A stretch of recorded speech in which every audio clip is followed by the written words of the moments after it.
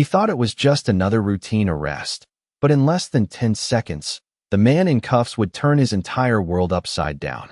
Hello everyone. Before we begin today's story, I have a small favor to ask. Please hit subscribe and turn on the notification bell so you never miss our channel's new videos. It's quick, free, and the best way to support us in bringing you more dramatic stories. Your support means the world to us. Where are you watching from? Drop your city or country in the comments below. Thank you very much. It was a quiet late afternoon in downtown Baltimore, the kind where the sun hung low between glass buildings and painted everything in a warm amber glow. People moved along the sidewalks with that familiar end-of-day rhythm, coffee cups in hand, conversations blending into the distant hum of traffic, and right at the corner of Lexington Street, a man stood patiently near a crosswalk, Marcus Bennett, dressed in a simple navy jacket and dark jeans, nothing flashy, nothing that demanded attention. Yet there was something about the way he carried himself, calm, steady, almost like he wasn't just waiting for the light to change, but observing everything around him with quiet awareness, a presence that didn't shout, but didn't disappear either. And just a few feet away, a police cruiser rolled to a slow stop, its engine idling softly. Inside sat Officer Ryan Cole, a man with years on the force and a reputation that walked ahead of him before he even stepped out of the car, his eyes locked onto Marcus with a sharp, assessing stare, the kind that didn't ask questions but already believed it had answers. The door opened, and in one quick motion, Ryan stepped out, his boots hitting the pavement with authority, his voice cutting through the calm like a sudden crack in glass. "Hey, you, stay right there." Conversations nearby faded, footsteps slowed, and just like that, the atmosphere shifted. What had been an ordinary moment now carried a tension you could almost feel in your chest. Marcus turned slowly, his expression composed, not startled, not defensive, just present, as if he had seen moments like this before, as if he understood something no one else around him did. Ryan approached with a firm stride, his hand resting near his belt, his tone already edged with suspicion. "Where are you coming from?" Marcus answered calmly, his voice even, respectful. "Just walking through, officer." But the answer didn't seem to land. Not really, because Ryan had already made his decision long before the words were spoken. He stepped closer, eyes narrowing, scanning Marcus like he was trying to confirm a story already written in his mind. "I'm going to need you to place your hands where I can see them." And there it was, that moment. The one where everything begins to tilt. The one where judgment replaces understanding, where assumption moves faster than truth. People nearby started to notice now. A few slowed down. One person subtly lifted a phone. Another whispered to a friend. And Marcus, he didn't argue, didn't raise his voice, didn't resist. He simply complied, slowly lifting his hands, his eyes meeting Ryan's for just a second. And in that brief exchange, there was something unspoken, something steady, almost like a warning. But not out of fear, out of certainty. "Officer," Marcus said, quietly, "you're making a mistake." Ryan let out a short, dismissive breath, the kind that comes from someone who has never had to question his own authority. "We'll see about that," he replied, already reaching for the cuffs, the metallic click echoing just loud enough to turn more heads. And in that instant, the street didn't just witness an arrest. It witnessed a moment that felt familiar to some, uncomfortable to others, and invisible to those who chose not to see it. But what no one realized, not the crowd, not the officer, not even the man recording from across the street, was that this wasn't the beginning of a simple arrest. It was the beginning of something far bigger, something already in motion long before Officer Ryan Cole stepped out of his car. Because sometimes, the moment you think you're in control is the exact moment you've already lost it. The faint metallic click of the cuffs seemed to linger in the air longer than it should have, as if the moment itself refused to move forward. And for a brief second, everything slowed. The passing cars, the murmurs of the crowd, even the distant siren blocks away felt like it had been pulled underwater, muted and heavy. Marcus Bennett stood there with his hands secured, yet his posture did not collapse, it did not shrink. Instead, he remained upright, steady, his breathing even, his gaze calm in a way that did not match the situation unfolding around him. And that contrast, that quiet composure, began to unsettle something invisible in the space. Because people expect panic, they expect anger, they expect resistance, but they do not know what to do with stillness, and Ryan Cole noticed it too, though he did not understand it. His jaw tightened slightly as he circled Marcus, his voice louder now, almost performative, as if he needed the crowd to hear him justify what he had already decided. "You fit the description," he said, though no one had heard any description, not out loud, not here.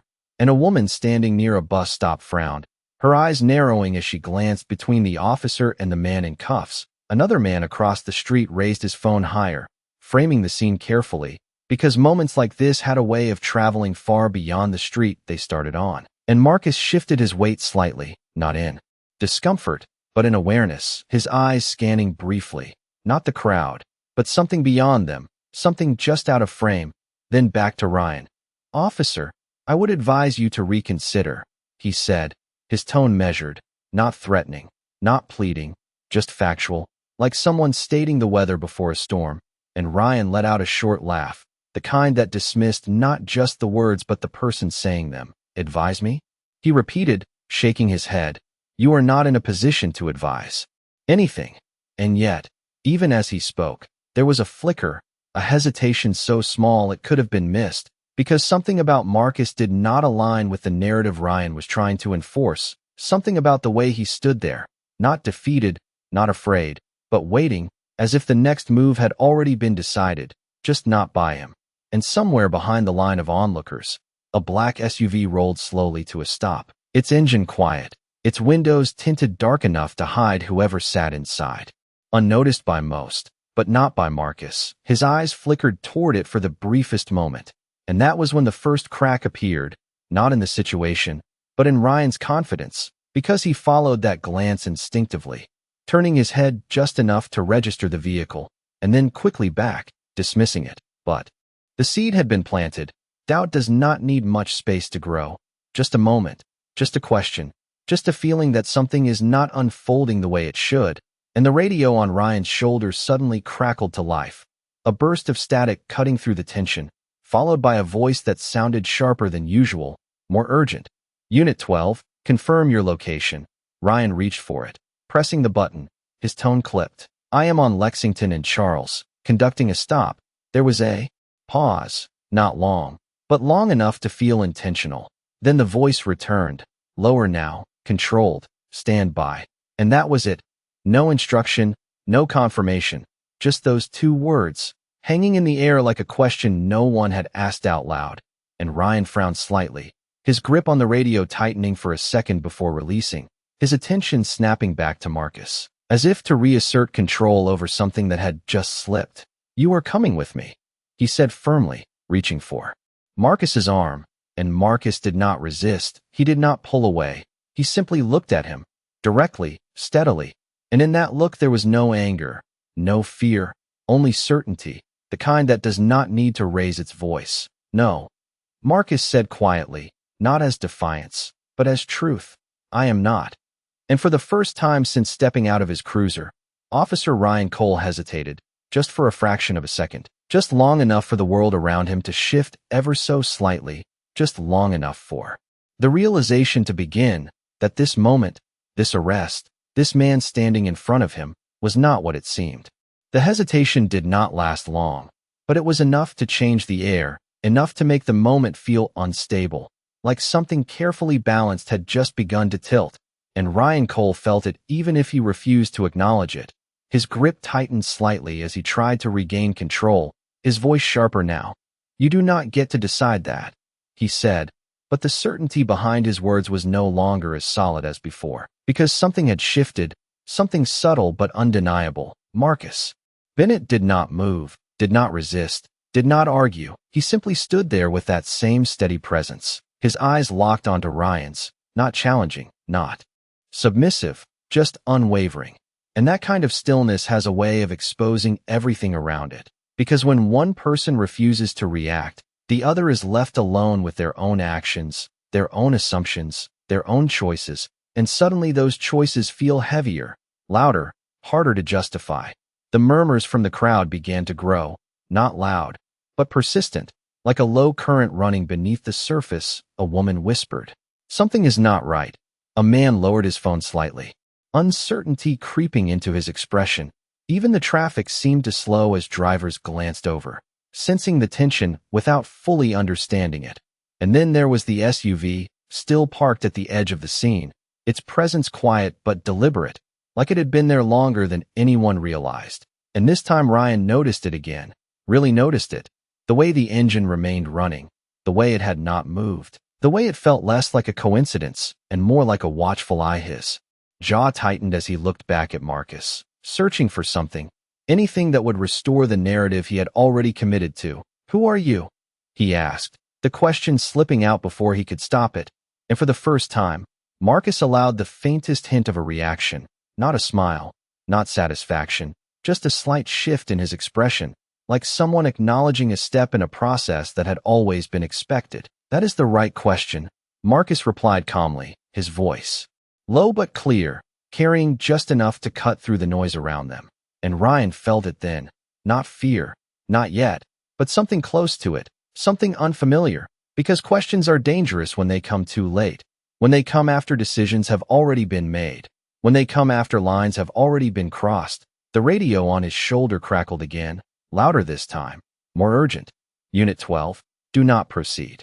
The voice said, firm, unmistakable, and the words landed like a sudden stop, like a brake pressed too late. Ryan froze for a fraction of a second, his hand still near Marcus's arm, his mind trying to catch up with what he was hearing. "Repeat that," he said into the radio, but there was no immediate response, just a burst of static, and in that silence, the door of the SUV opened, slow, deliberate, and a man stepped out, dressed in a dark suit, his posture straight, his movements controlled, the kind of presence that did not need to raise its voice to be noticed, and the crowd felt it. Even before they understood it, conversation stopped, phones shifted, attention redirected, because authority has a way of announcing itself without words. And as the man began to walk toward them, Marcus finally looked away from Ryan, just briefly, just enough to acknowledge what was coming, and then back again. And in that moment, everything changed, not in an instant, not with noise or chaos, but with a quiet, undeniable shift, like the truth stepping into the light after being hidden in plain sight. And Ryan Cole, standing there in the middle of the street, began to realize that this was no longer his situation to control, that whatever was unfolding had already moved beyond him, beyond his badge, beyond his assumptions. And the question he had asked only seconds ago now echoed back in his own mind, louder than anything else around him. "Who are you?" Because the answer was no longer something he could afford not to know. The man in the suit did not rush, and that was the first thing everyone noticed, because in moments like this people expect urgency, raised voices, sudden movements. But instead there was control, each step measured, deliberate, as if the outcome had already been decided long before he arrived. His polished shoes tapped softly against the pavement, a steady rhythm that seemed to quiet everything around it. Conversations faded completely now, phones held still, even the air felt heavier, like the street itself was holding its breath, and Officer Ryan Cole stood there frozen between action and uncertainty, his instincts telling him to take control, to assert authority, but something deeper, something harder to ignore, told him to wait. And waiting was not something he was used to, not in situations like this. The man approached until he stood just a few feet away, his eyes moving briefly to Marcus Bennett. A subtle acknowledgement, not surprise, not concern, but recognition, then shifting to Ryan. And when he spoke, his voice was calm, low, but carried the kind of weight that did not need to be repeated. "Officer, remove the cuffs." There was no anger in the words, no threat, but there was something else, something far more final, like a door closing, and Ryan blinked, the command landing harder than it should have. Because it was not just what was said, it was how it was said, the certainty, the absence of doubt, the assumption that it would be followed. "Excuse me," Ryan replied, his voice tighter now, defensive, searching for ground that was slipping beneath him. The man did not raise his voice, did not repeat himself immediately. Instead, he reached into his jacket slowly, deliberately, and produced a badge, holding it up just enough for Ryan to see. And in that single moment, everything shifted, not dramatically, not loudly, but undeniably, like a line being redrawn in real time. "Special Agent Daniel Harris," he said, his eyes never leaving Ryan's. Federal Internal Affairs Division. The words did not echo, but they did not need to. They settled into the space like something permanent, something that could not be undone, and Ryan felt it, the weight of it, the realization beginning to take shape, not all at once, but piece by piece, his mind racing back through the last few minutes. The stop, the command, the cuffs, the words he had said without thinking. And now those same moments looked different, sounded different, felt different. Because context has a way of rewriting everything. This individual, Harris continued, gesturing slightly toward Marcus without breaking his composure, is under federal protection during an active operation. Ryan's grip loosened, just slightly, almost involuntarily, his eyes flickering to Marcus, searching now not for confirmation of guilt, but for understanding, and Marcus met his gaze once more, the same calm, the same steadiness, but now there was something else beneath it, something that had been there all along, something Ryan had not seen because he had not looked for it. "I told you," Marcus said quietly, not with satisfaction, not with triumph, but with simple truth. "You were making a mistake." And that was the moment it fully settled, the moment the illusion of control disappeared completely, because this was not just a misunderstanding, it was not just an error, it was something bigger, something that reached beyond this street, beyond this city, something that had been building long before Ryan ever stepped out of his cruiser. The crowd felt it too, the shift, the reversal. Whispers spread quickly now, not loud, but charged, people exchanging looks, phones capturing every second, because now the story had changed, and everyone could feel it. Ryan swallowed, his throat suddenly dry, his hands no longer steady as he reached toward the cuffs, the same cuffs he had placed with confidence only moments ago. And now they felt different, heavier, like they carried more than just metal, like they carried consequence. And as he began to remove them, the quiet click that followed did not sound the same as before, because this time, it was not the sound of control, it was the sound of it slipping away, piece by piece, right in front of everyone. The absence of the cuffs did not bring relief, not immediately, because the moment had already moved beyond something so simple. It had become something else entirely, something heavier, something that lingered in the space between everyone standing there.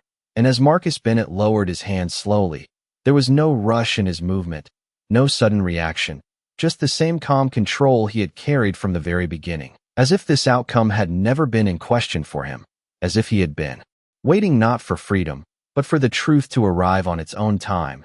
And beside him, Special Agent Daniel Harris stood with quiet authority, his presence anchoring the scene in a way that made everything before it feel smaller, less certain. And Officer Ryan Cole, he stood there, his posture no longer firm, no longer commanding, but uncertain, caught in that narrow space between denial and realization, where the mind tries to hold onto what it believed just moments ago while the reality in front of it refuses to cooperate. His eyes moved between Marcus and Harris, searching for something to hold onto, some explanation that would restore balance, but none came, because there was no version of this moment where he was still in control, and that was the hardest part to accept. The radio on his shoulder crackled again, but this time he did not reach for it immediately, as if even that small action now required thought, required caution, required permission in a way it never had before. "Officer Cole," Harris said, his tone steady, not aggressive, not raised, but carrying a clarity that left no room for misinterpretation. "You are going to step back." And the instruction was simple, almost understated, but it carried more weight than any command Ryan had given earlier, because now the authority had shifted, not gradually, but completely, and Ryan obeyed, not because he wanted to, but because something inside him recognized that resistance was no longer an option. He took a step back, then another, the movement small but significant, each step creating distance not just physically, but symbolically, and the crowd saw it. They felt it, the shift in power, the reversal that had unfolded right in front of them without warning. Whispers grew louder now, not hidden anymore. People exchanging looks that said the same thing without words. Something had gone wrong.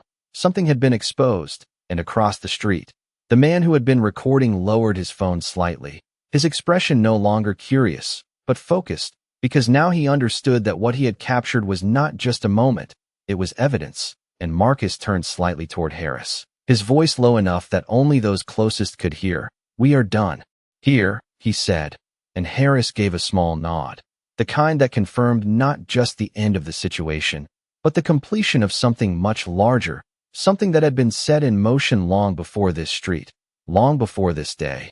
And then Harris looked back at Ryan, his gaze direct, unwavering. "There will be a review," he said, each word deliberate, measured, leaving no ambiguity about what would follow. And Ryan felt it fully now, not confusion, not doubt, but consequence, the realization, settling in with a weight that could not be ignored. Because this was no longer about a single decision, a single moment. This was about a pattern, about judgment, about the choices made when no one was supposed to be watching, except now. Someone had been watching, someone had been documenting, someone had been waiting, and the street that had once felt like his territory, his space to control, now felt different, unfamiliar, as if it no longer belonged to him in the way he had always believed. It did. Marcus took one final look at him, not with anger, not with resentment, but with something far more unsettling, understanding, because there is nothing more disarming than being seen clearly by someone you misjudged completely. And without another word, Marcus turned and began to walk toward the waiting vehicle, his steps steady, unhurried, leaving behind a silence that said more than any confrontation ever could. And Ryan Cole stood there, alone in the middle of the street, surrounded by people, by noise, by movement, and yet completely isolated in the realization that the moment he thought he was enforcing the law was the exact moment the law had been watching him. The city did not stop for what had just happened. Traffic lights still changed, cars continued to pass, footsteps resumed along the sidewalks. But something in the air had shifted, something subtle yet undeniable, like a ripple moving outward from a single point. And at the center of it stood Officer Ryan Cole, no longer directing the scene, no longer the voice that controlled the moment, but a figure left behind as everything moved forward without him. His hands felt heavier now, even though they were empty. His shoulders no longer carried the same certainty, and for the first time in a long time, he did not know what to do next, because there was no training for this, no script for when the authority you relied on suddenly became the very thing being questioned. His radio crackled again, louder this time. "Unit 12, return to station immediately." The voice said, firm, unmistakable. And this time there was no hesitation in the tone, no pause, no room for interpretation. And Ryan responded automatically, "Copy." But the word came out quieter than he intended, almost uncertain, like he was no longer sure who was listening, or what they already knew.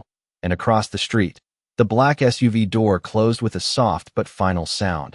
Marcus Bennett had already stepped inside, his silhouette briefly visible through the tinted glass before disappearing completely. And Special Agent Daniel Harris remained outside for a moment longer, his eyes scanning the area not with suspicion, but with completion, as if confirming that everything that needed to happen had already happened. Then he turned and followed, the vehicle pulling away smoothly, merging into traffic without urgency, without spectacle, leaving behind a scene that looked ordinary again to anyone who had just arrived. But to those who had witnessed it, it would never feel ordinary again. Ryan watched the SUV disappear down the street, his eyes fixed on the space it left behind, as if trying to process something that had not fully settled yet, because realization does not always arrive all at once. Sometimes it unfolds slowly, piece by piece, each thought heavier than the last, each memory reshaping itself under a new understanding. The way Marcus had stood, the way he had spoken, the calm certainty in his voice, the warning that had not been a threat but a fact. And now, standing there alone, Ryan began to see it clearly, not as it had seemed in the moment, but as it truly was. And that clarity did not bring comfort, it brought weight, the kind that settles deep and does not easily lift. A few people still lingered nearby, their conversations quieter now, more focused, some glancing at Ryan, others checking their phones, already watching the moment replay from different angles. Because in a world where everything is recorded, nothing truly disappears, and Ryan felt that too. The awareness that what had just happened was no longer contained to this street, that it was already moving beyond him, beyond his control, into spaces where explanations would not come easily, where actions would be examined without The protection of assumption. He turned slowly toward his cruiser, each step heavier than the last. The door still open from when he had stepped out with confidence only minutes ago, and now that same door felt different.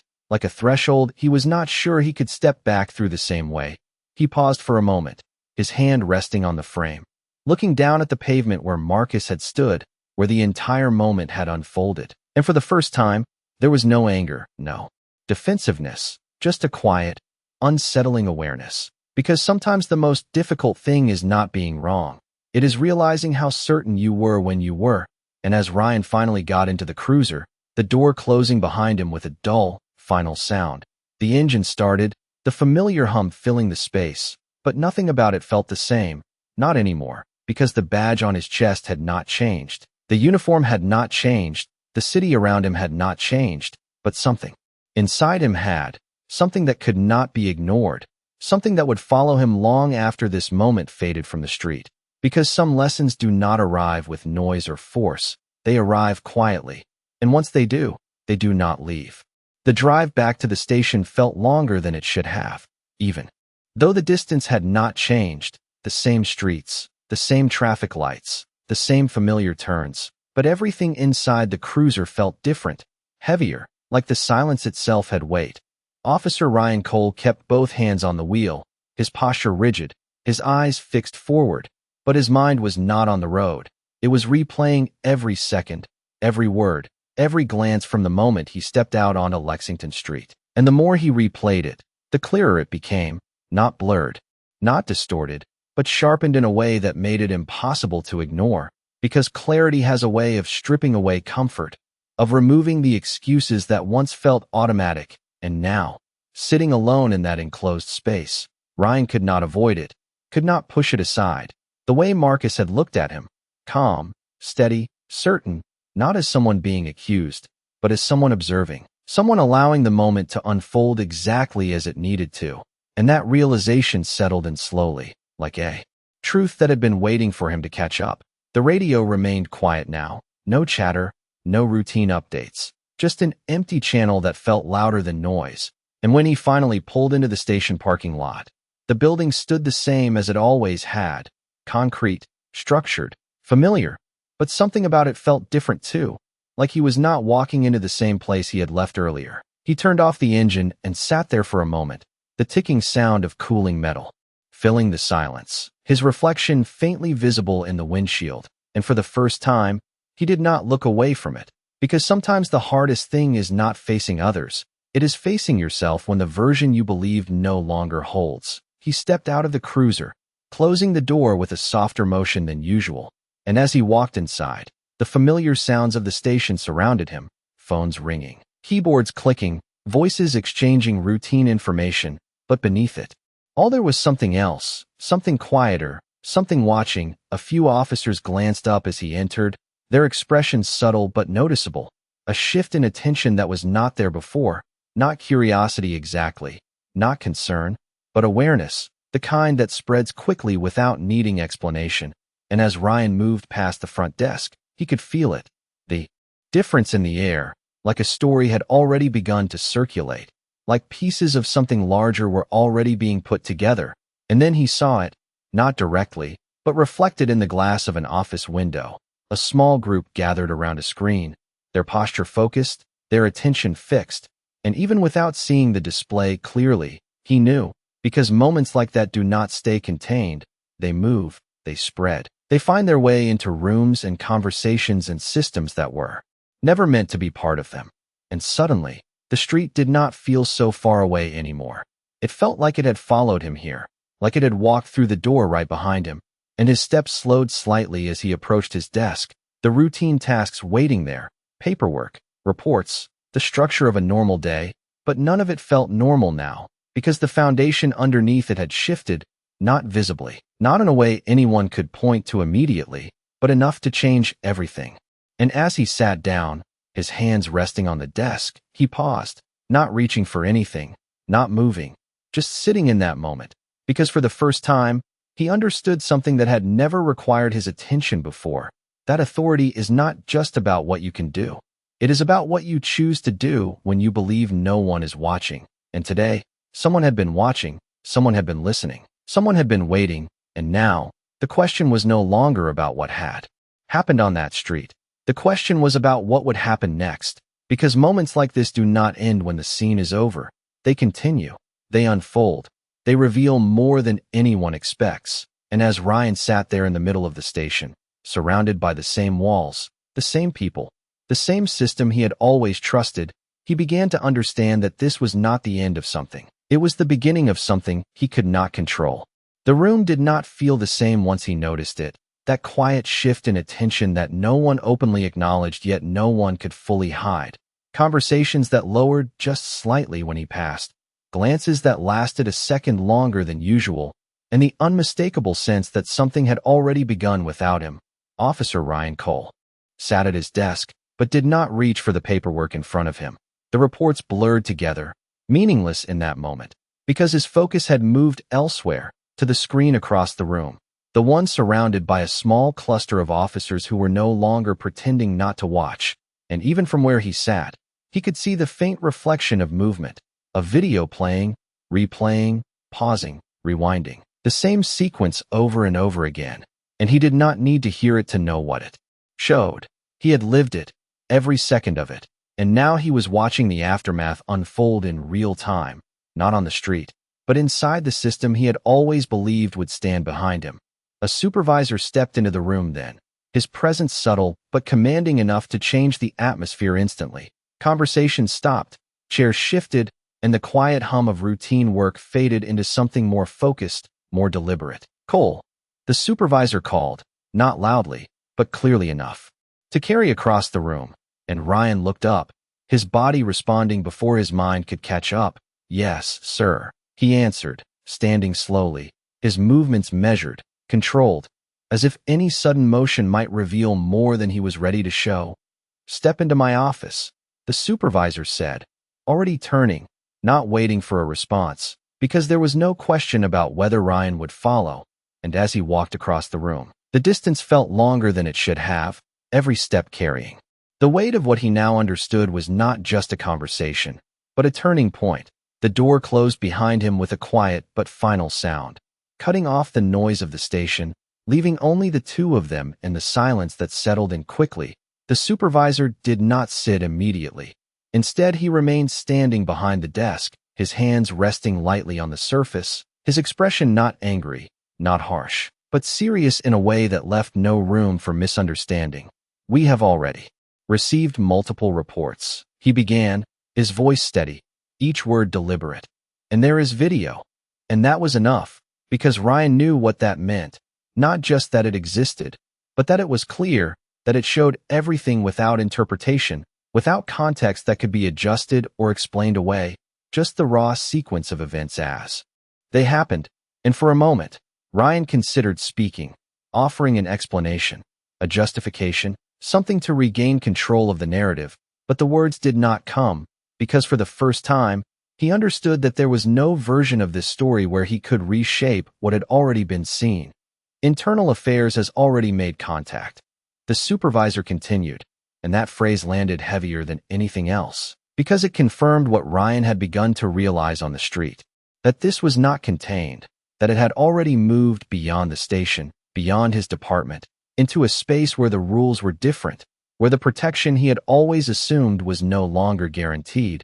And the supervisor finally sat down, his gaze steady, unwavering. "You are being placed on administrative leave pending review," he said, not as punishment, not as accusation, but as fact, something already decided, something already in motion, and Ryan felt it fully then, not as a sudden shock, but as a slow, undeniable settling of reality. Because this was the consequence, not loud, not dramatic, but quiet and absolute, the kind that does not need to announce itself to be understood. And he nodded once, a small motion, the only response he could offer, because there was nothing else to say, nothing that would change what had already begun. And as he turned to leave the office, the door opening back into the station, the same room he had walked into earlier, it no longer felt like the same place, because now, every glance, every whisper, every moment carried a different meaning. And as he stepped out, he realized something that had not been clear before, that the moment on the street had not just been witnessed, it had been recorded, examined, and now it was being answered, not by him, not by his voice, but by the system itself, moving forward in a way that could not be stopped. Because once the truth steps into the light, it does not ask for permission to stay. The hallway outside the office felt longer than it ever had before, not because the distance had changed, but because every step now carried a weight that had not existed just hours earlier. Officer Ryan Cole walked through the station without rushing, without looking around too much, but he could feel it, the shift in how the space responded to him, the conversations that paused just slightly as he passed, the eyes that followed for a moment longer than usual, not with hostility, not even with judgment, but with awareness. And that awareness was enough, because it meant the moment was no longer his alone. It belonged to everyone who had seen it, everyone who had shared it, everyone who had begun forming their own understanding of what had happened. He reached his desk and paused, looking at the items scattered across its surface. The reports, the notes, the routine pieces of a job that once felt structured, predictable, controlled, and now those same items felt distant, almost irrelevant, because the foundation beneath them had shifted, and routine cannot exist the same way once that happens. He slowly began to gather his belongings, not hurried, not hesitant, just deliberate, placing each item into a small bag as if acknowledging that this moment required closure, even if the full outcome had not yet arrived. And across the room, the same screen continued to play, the same footage repeating, frame by frame, angle by angle, each replay removing another layer of interpretation, leaving only what was real, what could not be explained away. And Ryan did not look directly at it, not because he did not know what it showed, but because he did, and sometimes knowing is heavier than seeing. He zipped the bag closed and stood there for a moment, the sounds of the station continuing around him, phones ringing, keyboards tapping, voices exchanging information, the system still moving forward as it always did. But for him, time felt different, slower, more defined, each second carrying a clarity that had not been there before. He turned and began to walk toward the exit, not stopped by anyone, not called back, just moving forward in a way that felt both simple and irreversible. And as he pushed open the door and stepped outside, the late afternoon light had softened, the sun lower now, casting longer shadows across the pavement, the same city, the same streets, but everything felt slightly altered, as if the world had shifted just enough to reveal something that had always been there, but had not been fully seen. He stood there for a moment, taking it in, the distant sound of traffic, the movement of people going about their lives, unaware of the weight of the moment that had just unfolded inside that building. And then his phone vibrated in his pocket, a notification, another one, and another, each one a reminder that the moment had not stayed contained, that it had already moved beyond him, into a space where it would continue to unfold without his control. He did not check it immediately. Instead, he looked out at the street, his expression no longer tense, no longer defensive, but thoughtful in a way that came from understanding rather than reaction, because sometimes the most powerful shift is not what happens around you, but what changes within you when you finally see clearly. And as he stood there, one thought settled in, not loud, not dramatic, but steady and undeniable. That authority is not proven in the moments when no one questions you. It is revealed in the moments when you are forced to question yourself. And today had been that moment, not defined by noise or confrontation, but by truth, quiet, direct, and impossible to ignore. And as Ryan Cole finally stepped forward, walking away from the station, from the uniform, from the certainty he once carried so easily, he understood something that would stay with him far beyond this day. That the badge may give power, but it does not define justice, because justice does not belong to those who assume it. It belongs to those who uphold it, even when no one is watching, and sometimes, especially when someone is.